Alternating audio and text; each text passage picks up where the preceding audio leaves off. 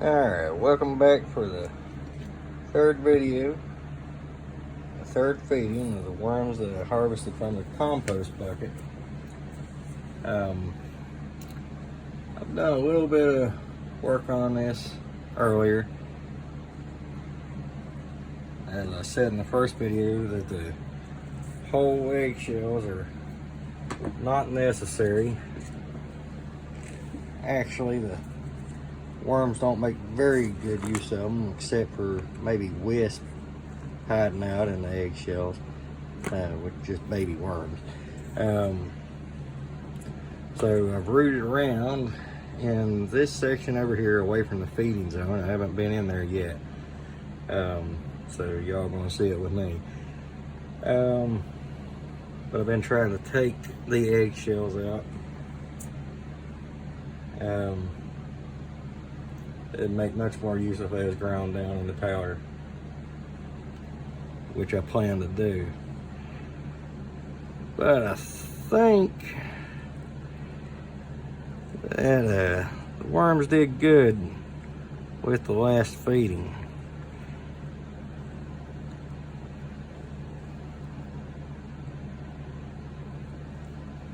Starting to see a whole lot more juveniles and wisp since this bin's been going on, since this is their third feeding now. Yeah, there's wisp all through here. And what's this? Is that a piece of pumpkin? Yeah, just a small bit of pumpkin there.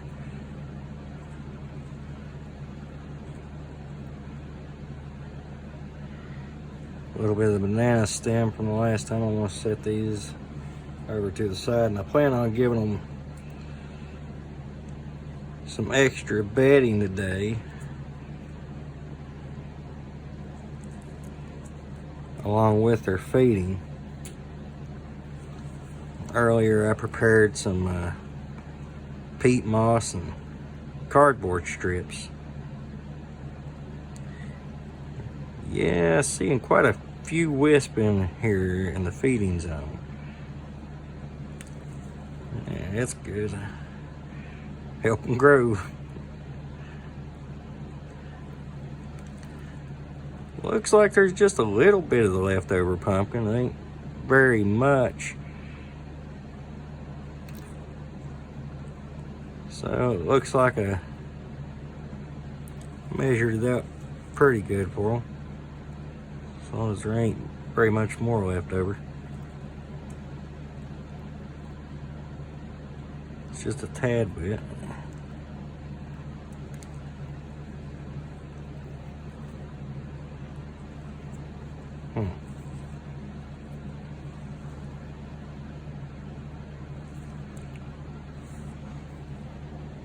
Also, while I was in here looking around and taking care of the eggshells, I've noticed a whole lot of cocoons. So there's going to be a bunch more baby worms in this bin in the near future, within 2 to 3 weeks. Already I can see them all over the place. I'm gonna dig down here, check this bedding out, and remember what I said the last time: banana peels are slow food.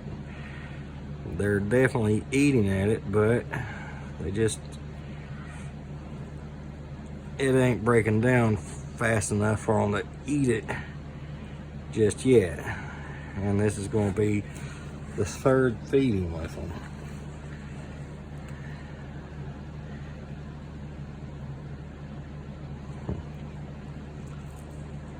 One thing I'd like to say, in the first video I did say about the Eisinia Andrei, I prefer them over the Eisinia fetida or fetida.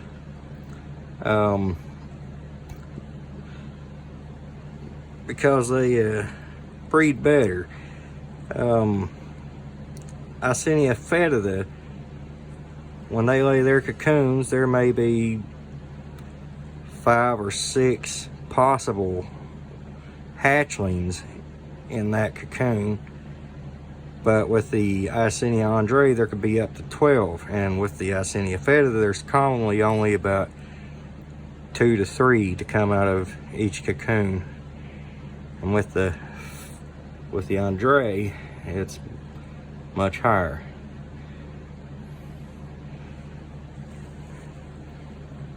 These worms are looking healthy.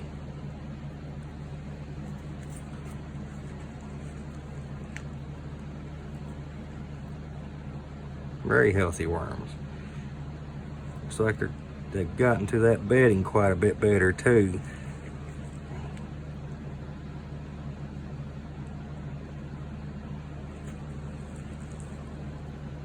Just want to break this out of there some, disturb them a bit. I ain't gonna be wrestling around with them too much. Never really need to while they're feeding, just leave them alone.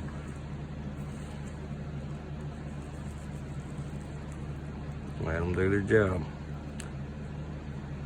But I wanted to get out some eggshells. I don't like those being in here, and I really shouldn't put them in my compost bucket like that. Because eggshells can take 5 to 10 years to break down, but if you powderize them, it can go a bit quicker. But also, powderizing them for your worms is good, because like a chicken, they have a craw, they don't have teeth, so they gotta use grit. Out in nature, they would use sand or whatever that's gritty that they can get into their mouths and hold that in their craw to grind against their food and break it down for them even further. So yeah, there's no point in the large chunks of eggshell. So, but I like the way this bin's going. It's looking good.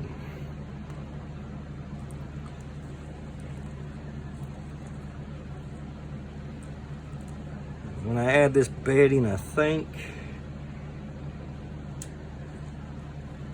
I want to leave their feeding zone fairly well. It's been pretty well disrupted by now, but I want to get these worms back over here. I mean, they'll come to it anyways, but I'm gonna bring them back over.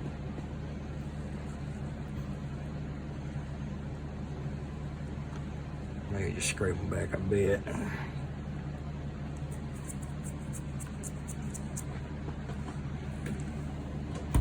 I got a variety of food for them today.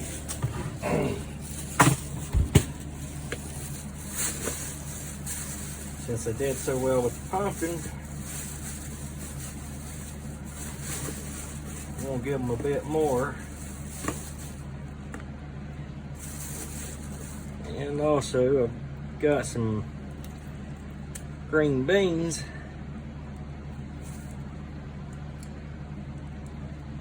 that I've frozen from my garden. And I don't have enough of them to do anything with, so I'm gonna let them have that. Lucky worms all over my half runners. But not enough to do anything with them now. Got some more greens here, green onions. People say don't feed your worms green onions or any onions. They also say not to feed them garlic. They say a lot of things, but you can feed them onions. And here's some peas that didn't go in the soup.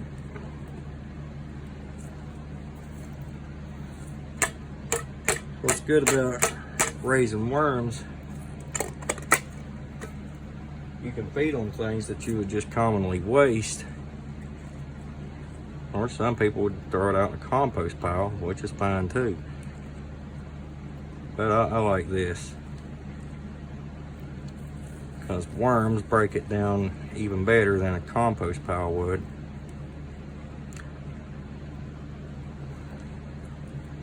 By the time the worms are done with this, all the castings, well, forgot the bananas. That's alright, I'll just leave them over here. They're plenty enough worms get to it.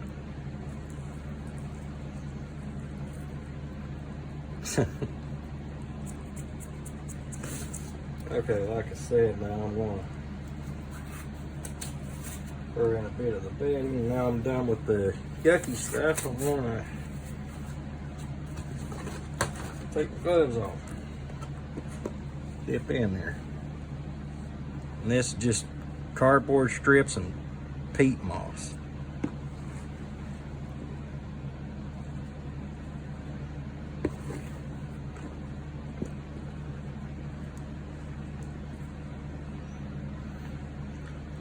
And it seems like they're liking the bedding that I put in there for them a couple feedings ago. So there's plenty more for them to like. And I have more than that prepared for them, but I think I'm not going to add very much more.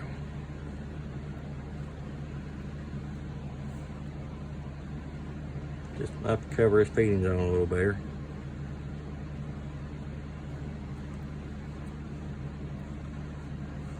Okay.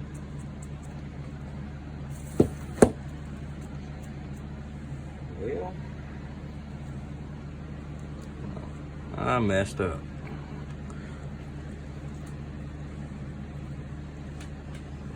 But that's okay. I'm going to give them some worm chow.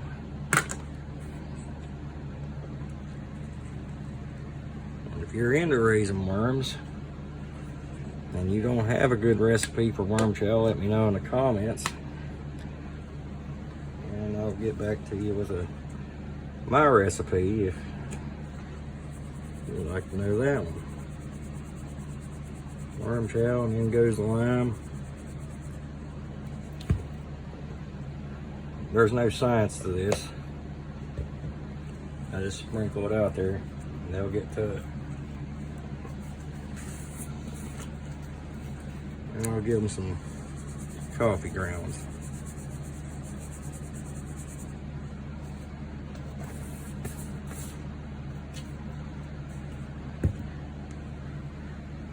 I can't vouch for how true it is, but I heard years ago that coffee grounds will make worms mate. I don't know if there's any truth to that at all, but anyways, they still do like coffee grounds, and that's good for them. So I feed it to them. Alright, thanks for watching the video. If you enjoyed it, give me a like. And if you'd like to follow this, then subscribe and hit the notifications. Alright, thank you very much.